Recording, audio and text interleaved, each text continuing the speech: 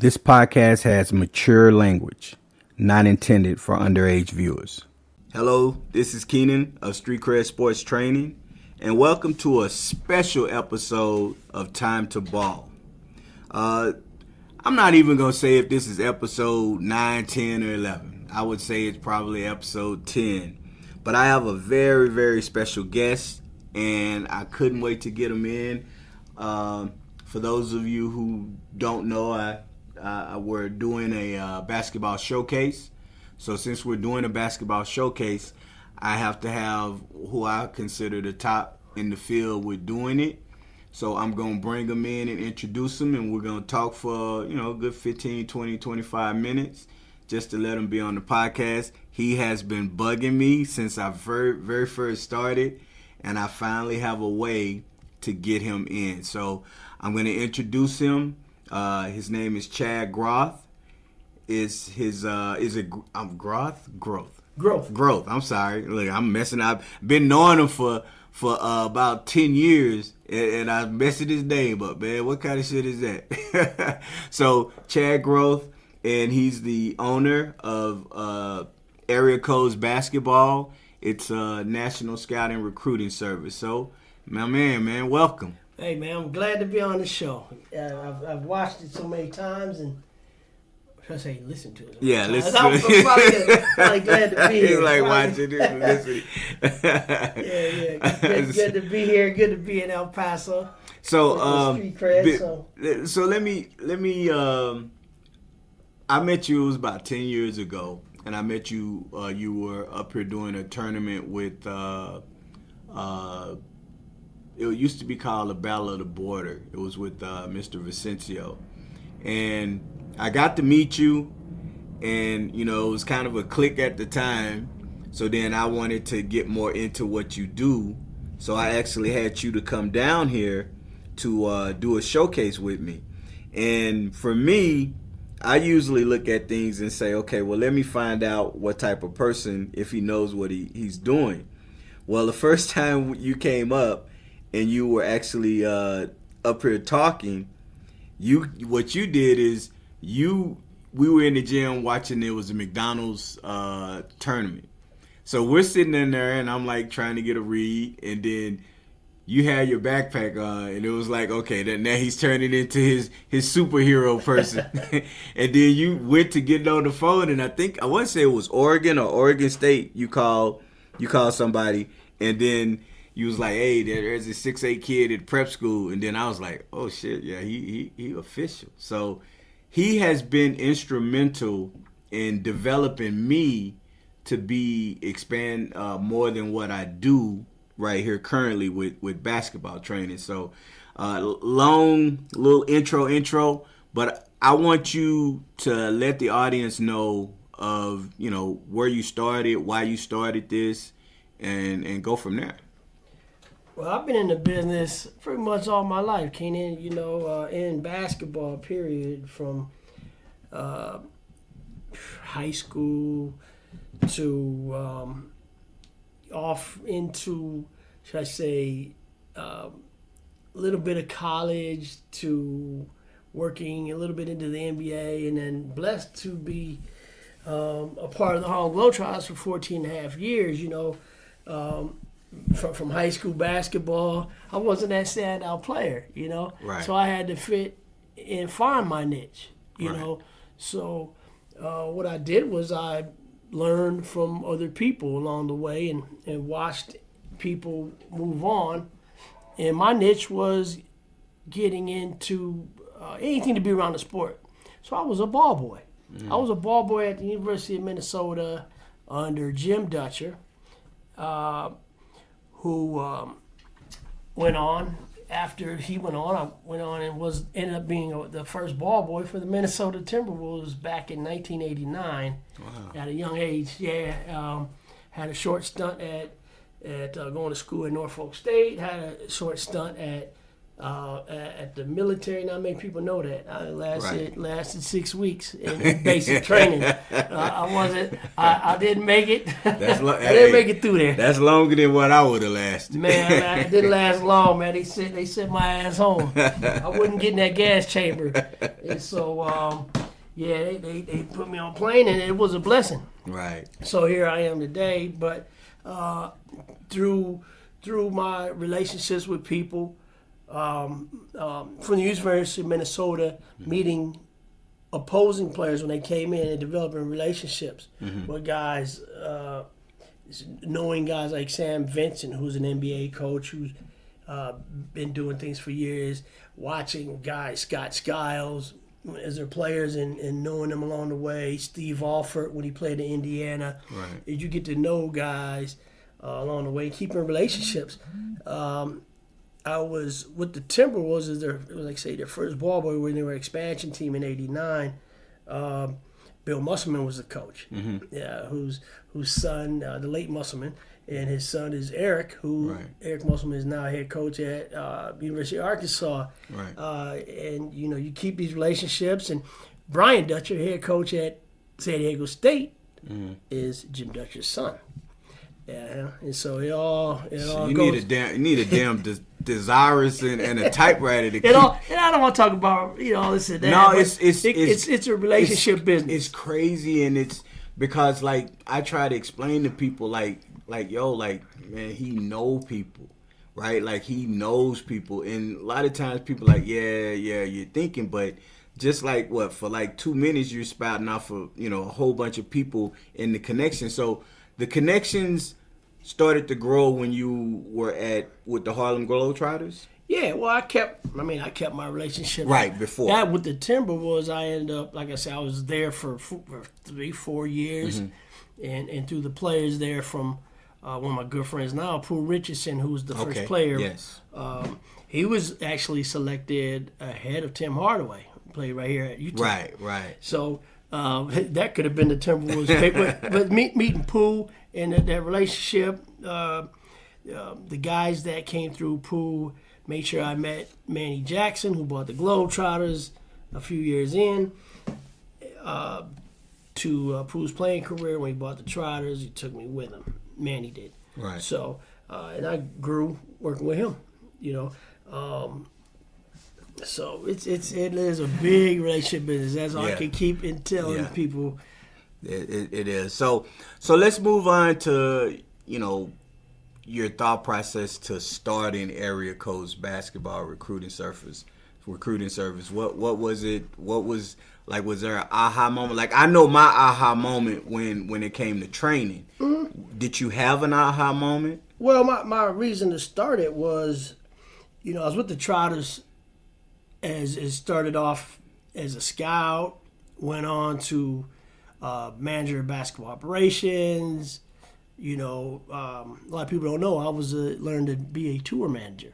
Okay. So I was groomed in a lot of different areas working under the owner. He wanted me to learn how to run the business. Right. So I held the title of a tour manager while we were on tour. A lot of people don't know that. I can settle shows. Right. And that's something, I was offered to go, on tours of concerts. Do you want to be a road manager? No, I just didn't want to do that. I wanted to go in to help and develop youth.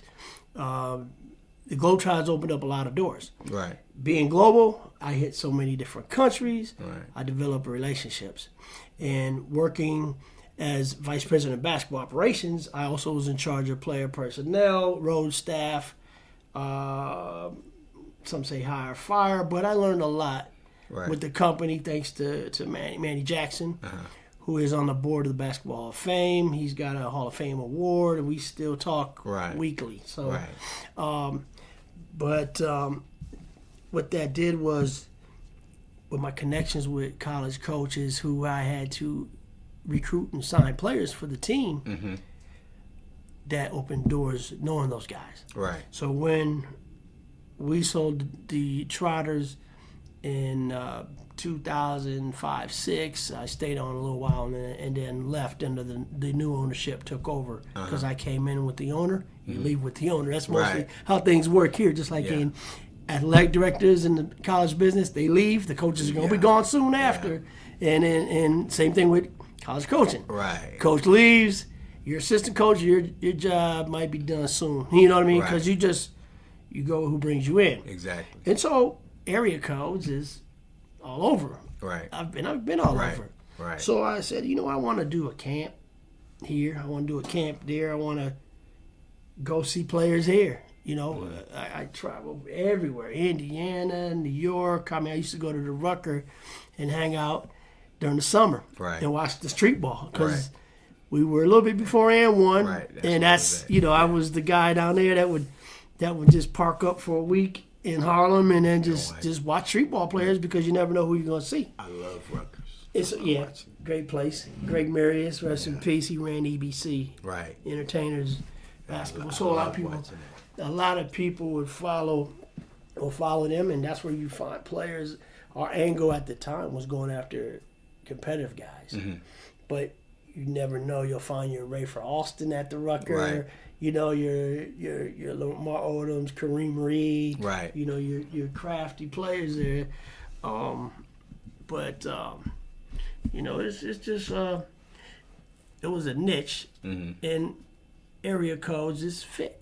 Right. So being able to travel all over, that's how I took it. I took it and ran with it, and I just started off small doing camps for free. Right. Did a couple of them, and then went on to trying to help connect the kids to college coaches. Right. Using the relationships. Right. And that grew. This was before social media. We talking about 2007, 8, 9. Right. Now we're 2022, 23. So I started a scouting service probably about it's a whole lot different than it is now, but what year was it? It had to could be 2012 maybe.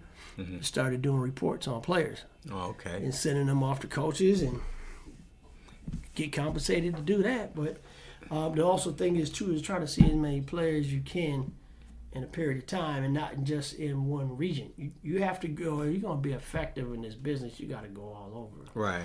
And nowadays you have to, if you want to do this and get compensated at another level, which is a scouting service for college coaches, then you have to go through a process through the NCAA. They check your background and they do a bunch of other things, but you have to pretty much, nowadays you have to buy in. You have to pay a fee. Yeah, pay a fee. You have to pay a fee to be a scout. So then you have to charge for your service. Right. To college coaches, universities, which they get it approved through compliance. It's a step-by-step thing. And that business is another business that is on trust because they have to trust your opinion. Exactly. And, it hurts the game because you see so many people, you see video guys, but you see guys that say they're scouts.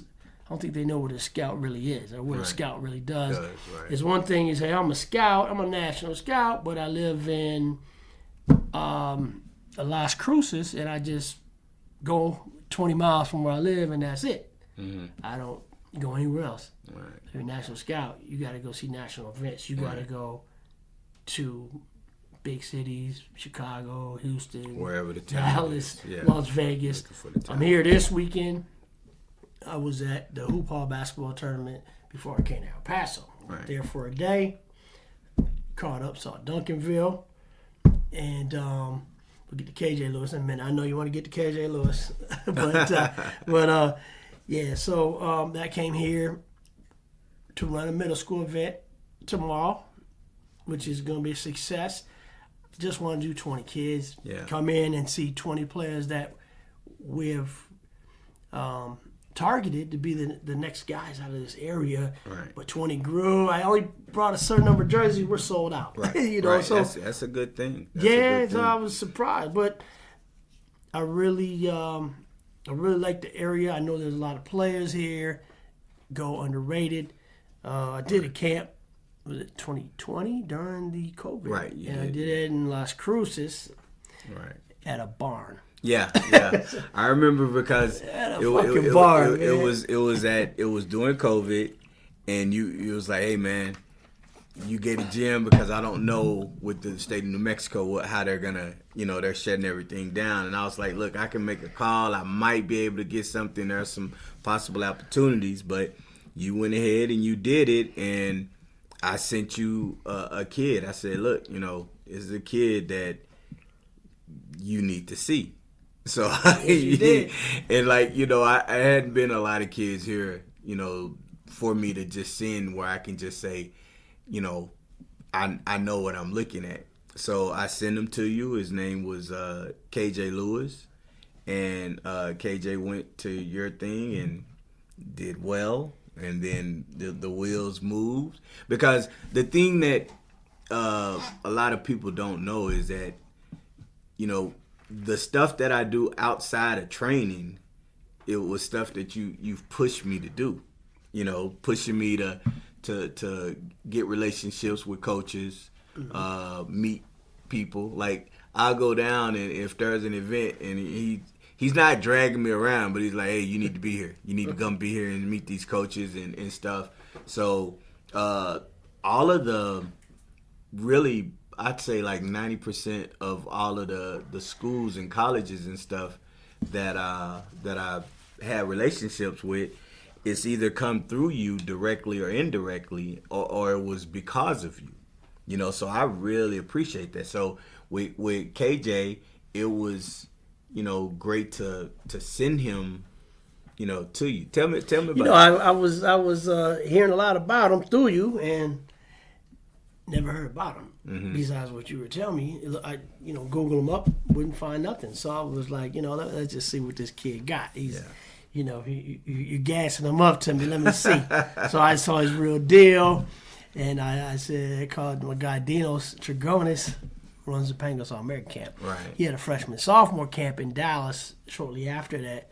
We got to get this kid there. He can fucking play. So went there, blew up Alan Branch.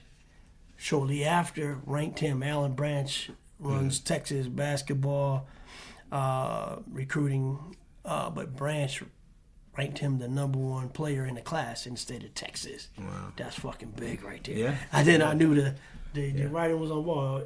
As a kid, works hard, great attitude, his ceiling was high, and hell, now he's at University of Arizona. He's going to go there next year. He signed in University of Arizona. I think for me it was, okay, I'm not a scout, right? I'm not a scout. I mean, I know what my eyes telling me from playing, and doing all the stuff that I do, but to me it was I felt like it was more validation, because it's like if you see him and he's a bum, you're gonna be like, man, what the hell are you doing? Like, yeah, okay, you can train, but you stay out of that lane. Like, I'm not trying to be a scout, but I would tell you that. Yeah, but you did a hell of a job on that so, one. You haven't been wrong yet. There's a couple guys you mentioned that you haven't been wrong. So, right. Yeah, so it's great because, a lot of stuff sometimes it's like those back channels. A lot of people don't know about different things. So that's the main reason that I've wanted to continue to get you up here. And now, with COVID, you've wanted to come and I've tried to get you up here, and I was like, hey, I can let you talk to this guy. He can put you in the gym because I don't have a gym. And then you're like, look, if it's not you, I'm not coming down. I'm not doing anything with anybody else. Yeah. So I was able now to secure a place where now I can start to, foster these events. And it's like, it needs to be done because, we want to know who's the next KJ or who's the next kid who aspires to be KJ. It's going to start at this middle school showcase and, whatever showcases or tournaments you run, not just here in El Paso, but throughout the country. Because I'm always, promoting and sending like, look, you need to get him up here, let him see him, because if he sees them and he thinks they can play, you're going to benefit. Yeah, because I'm going to call John Lucas, and say, I got to get this kid in your invite-only camp, Right. And some of these camps, there's only a couple. Lucas is one, Dinos is another. I think Chris Paul takes anybody in his, but you got to have an invite. Right. So the two I know, Lucas, like I said, Lucas, invite only. Right. It's a prestige camp. Right. Dinos is Pangos All American Right. camp is invite only. But Dinos is Pangos Junior All American camp invite only. But somebody's got to see it. Right. You know, you just can't. Right. It's not taking guys sign up playing say I'm All American. Nah, so Right. who invited you? Right. So Right. I'm here, and when I find out or I see guys, we're gonna select a couple, maybe more than that, and if I see they're worthy of it, they'll get an invite Right. to the Pangos Junior All American Camp, and he takes only like 100 guys in there, and they come from all over. I mean, you're playing with guys that are 6'7" from South Carolina, 7'2", seventh grader Yeah. from Canada, or a kid from New York. You know, but there's a range of kids all over the platform, so kids gotta work. Just don't think because you're the best in your city, you're the best all over. Right. It's a rude awakening, especially when you get to college. Right. Right. You know, especially in high school. Yeah. Some guys don't make the team. They can play. Some kids are you know, just the luck of the draw is not good enough. I mean, Right. you Right. gotta work. You gotta work. Right, and that's one thing I do try to impress upon my kids. You know, it's very unfortunate here in El Paso. I mean, I love this city, you know, and I'm from Dallas. I love the city too. Yeah. We got to have you up here more. I love the city. I love Dallas. I love Houston. I love Texas. Yes. So it's like the talent is nowhere where it needs to be, you know, and it's about letting other people see it. And it's really, to me, about allowing some of these kids to start to play against other kids, because the weirdest thing is, I think back in the 70s, early 80s, there were so many tall basketball players here. Yeah. And now you might be lucky to get a kid 6'4", you know, or 6'5". There's a kid that I think that's 6'7", 6'6", 6'7" at Chapin. You know, so it's like, oh, you got a 6'7", 6, you know, but it's not where it needs to be, and I've, you know, tried to attend to that by bringing people, you know, because I never want you to just sugarcoat, you know, bullshit me, tell me what I want to hear. I always want you to be honest about, you know, the talent, because to me, it's a credibility thing. And when the city understands that you're here and you're here to actually help, and you're not just doing what they call money grab. Because, see, that was something I didn't really understand at first when I first met you, about how some agencies will, you know, they're going to put on a showcase, or they're going to put on an event, they're going to charge you, and then you do it, and then you know, people are waiting to see what happens, and then there's nothing. It's like they just swooped in through the night. So, like, I was skeptical. Honestly, I was skeptical when I first met you, because it's like, well, I guess it wasn't because there was, I don't want to make it sound like I didn't trust you. It was because it was new. You should be. And you know, you should be. Yeah. So it was like, okay, but once, like I said, once you made that phone call to that coach at Oregon, and I was like, well, I know he's not like putting the phone in his ear pretending to talk. And, you know, I'm hearing you talking. Then when you get on your Twitter and stuff and you see all the other stuff, it's like, yo, he's a real deal.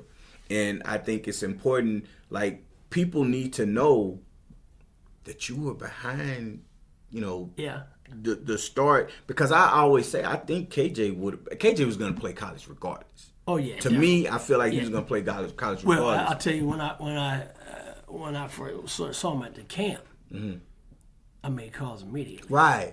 On my way back, on my drive Right. back from Las Cruces to Phoenix, I made calls right away for him. But that's how it works, man. It was an explosion for him, and I remember.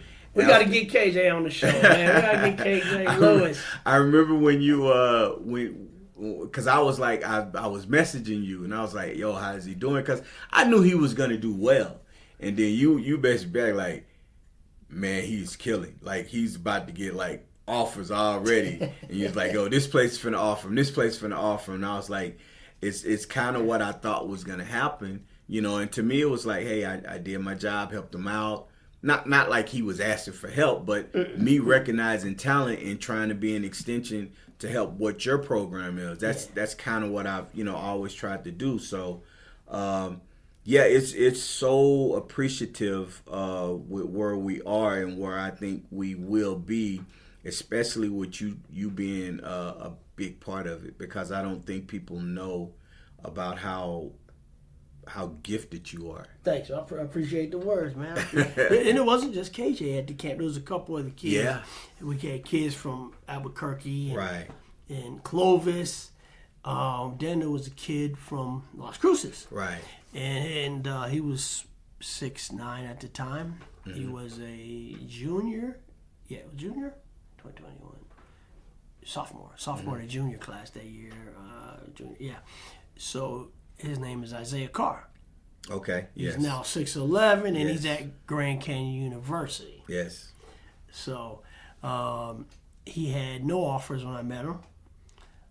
A little bit clumsy potential. Right. Played on a high school team. Like I said, no one would know who the heck he was. Right.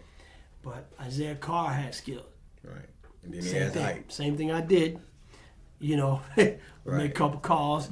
But matter of fact, it was after that camp,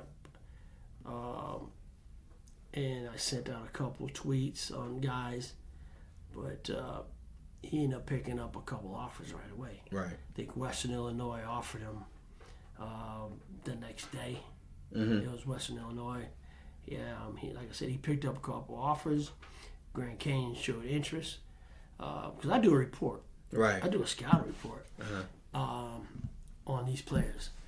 So a lot of people, like I said, you have to have a purpose when you put on an event. You can't just roll out the ball and figure out what's going to happen, like you said. Right. My purpose is to help kids get exposure to other scouts that are doing the right thing. Mm-hmm. Because I say, hey, have you heard of this kid? Right. You need to go see this kid. Where you at?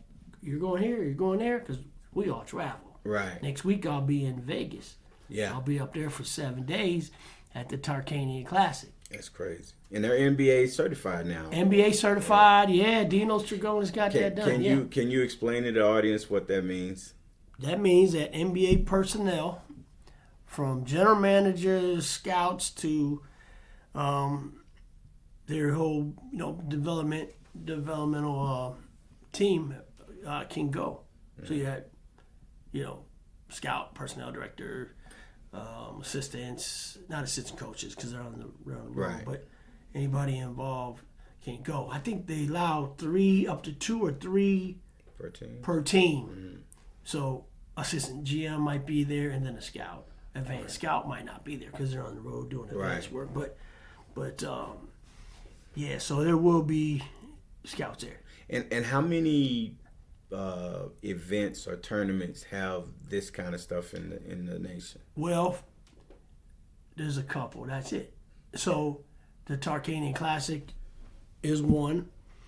The Pangos All-American Camp is the other one. Is the one that I know. And then the NBA camp that the NBA does.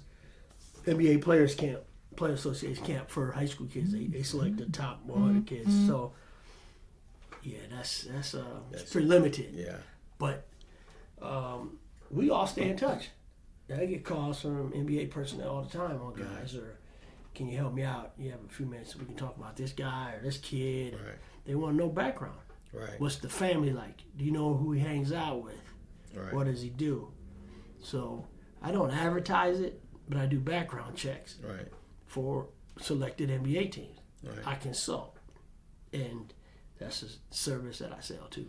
That's great. I mean, and that's important because, for you guys out there listening, you do need to understand that how you conduct and carry yourself goes a long way, and you have to be able to be presentable because there's always a new kid that can come out and replace you.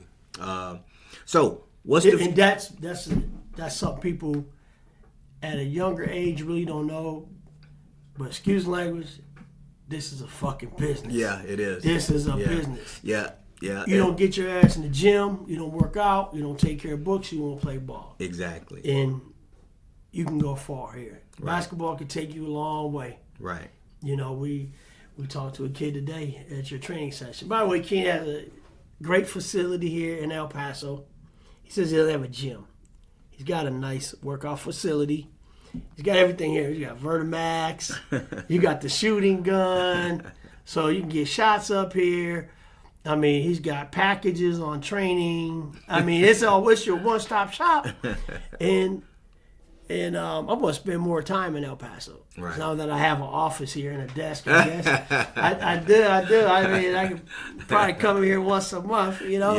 Yeah, we definitely love to have you. Yeah, I'm sure they would too. What do you feel is the future of AreaCodes? Keep growing. Keep doing. Yeah, just keep a positive vibe on everything and stay healthy and help kids, man. Everything circles back to helping people, man. Yeah. I'm not in it for the money. I'm okay. You know what I'm saying? I'm not in it. I'm just, doing what I can do, doing what I know, and people help me along the way. I'm just doing it. Right. Now, people don't know that I have, like, it's a personal relationship with you. I try to check in on you, see how you're doing, and I've known them, like I said, since it's been probably 10 or 12 years. Yeah. It's crazy. So, the fact that our relationship, like, we don't always agree on stuff. Never should. Nobody ever agrees. It's like this world now. It's like, if you don't agree, I'm going to unfriend you. We can't talk ever. It's like, but you need to have that because you need to be able to look at something from a different point of view. So, as always, I'm really excited to do this. I know you've been bugging me about doing this. Hey man, I want to get on this podcast again. Oh yeah, no, most definitely. I know we had limited time, but it was like, you know what? Let me get them on, and we can talk for a few minutes. Because we got to go to lunch with Greg Foster. You know what I'm saying? We got to meet Greg, a former NBA player. Stop name dropping. G Foster. Yeah, I want to name drop my guy. You've been name dropping all day, man. God, I don't have any names. I got some names, but I don't have no names to be name dropping. No, my guy. I got to shout out my guy, Greg. He's like, Greg's all over, coaching the NBA, assistant. Assistant coach, Hall of Famer at UTEP. Yeah, he needs to be coaching. Oh, he will. He's taking the year off, but like I said, Greg was with the Bucks. I went down there and hung out with Greg in Milwaukee, and I'm seeing him work out Giannis. Giannis' first couple years, and I'm just sitting back watching him put Giannis through some things, and still the things he did with Giannis on the floor, and this was before the game. Right. A couple hours before the game, Giannis out there working. Right. He wasn't taking threes. He's doing post work. Yeah, Giannis is different. Doing post work, man. It's just fundamental shit. Yeah. It's just, these guys gotta listen up. Guys and girls, listen up. Fundamentals develop. You want to be a basketball player, you gotta start. You just can't think you're there. You start somewhere and always work on your craft. Right. Always gotta work on it. This I wish you could see where I'm at, but here at Street Cred Sports here in El Paso, those of you follow him, tell your Twitter handle. That's Twitter handle. My Twitter is Street Cred Sports. It's Street CRD Sports. Hell, let me double check. And what's your Instagram? Tell me your gram. Hold on. Let me go back to at my Twitter is at Street Cred Sports. It's Street CRD Sports. Yeah, I had to because the Twitter is tripped. They don't allow you to put so many characters on. And then on my Instagram, it's streetcred_sports. But they already know that because they're going to get all of this information anyway. At the end of my podcast, we put all of that up there for them to see. But, this guy is big on Twitter and Instagram and Facebook. I try to give him my Twitter. You definitely because but keep your alerts. Keep your alerts on off because I'll get like 40 alerts at like 6 in the morning. Bing, bing, bing, bing. And I'm looking, I was like, oh my God, he's at it again. Bing, bing, bing. Just getting home from the club. Damn. So yeah, why don't you tell them give them your Twitter handle and Instagram handle. Twitter handle at AreaCodes. Twitter at AreaCodes. AreaCodes. And then for those of you on Instagram, it is at AreaCodes Basketball. Okay, at AreaCodes Basketball. I won't spell that out. You can figure that out. But yeah, man, I got to get on this show again. It's great being here, and thank you for the hospitality. And man, I look forward to a great camp tomorrow. Yes. With you and Coach Owens and a couple special guests will have popped through and man, they got resources here. They got good people, good coaches, man. And it was good to see Coach Dwayne Gully. Yeah. Dwayne Gully, I met through you, and years ago, he runs the El Paso Titans. He's been doing it close to 30 years, maybe. Yeah, he's been doing it and for Gully's, a long time. He had a kid that plays with the Packers, right? Aaron Jones? Aaron Jones. I think Aaron did play with him for a little bit. He did play with him. Yep. Yeah. He played with him, and Gully's had kids throughout the years. I do a tournament in Phoenix. He brings the team down to Phoenix. Yeah. Brings the kids, takes them around Phoenix. I'll set up a couple visits, whether it's going to Arizona Christian or Phoenix College, Scottsdale College, wherever you want to go, Ottawa College, visit some campuses while you're in Arizona. And They do that. So I set that up for Gully. Gully does that. And he's probably the like I said, the longest running I think so. AU team out here that's consistent. He has great relationships with college coaches, and heck, these kids don't know they got with you and him down here. They got somebody that can help them out. And I just like the growing of basketball in El Paso. Yeah, and I think let's open this door more because I'm not going to be here forever, and so I want to pass it on and keep it going. Yeah, man, let's keep it going, man, and do it for the right reasons. Okay. Like I said, get these kids exposure to college coaches, and yes, sir. Here we go. Yes, sir. Well, look, man, I appreciate it to the fullest. It's like a dream in the sense that you've been asking me to do this for a long time, and I could never figure out how to do it, and now I have the means to do it. So, the fact that you're here made it easier. So I appreciate you coming to the fullest. And I'm going to go ahead and end this segment or this session with the way I always end. You can say it along with me if you're listening to the podcast. If it was easy, everyone would be doing it. I'm out.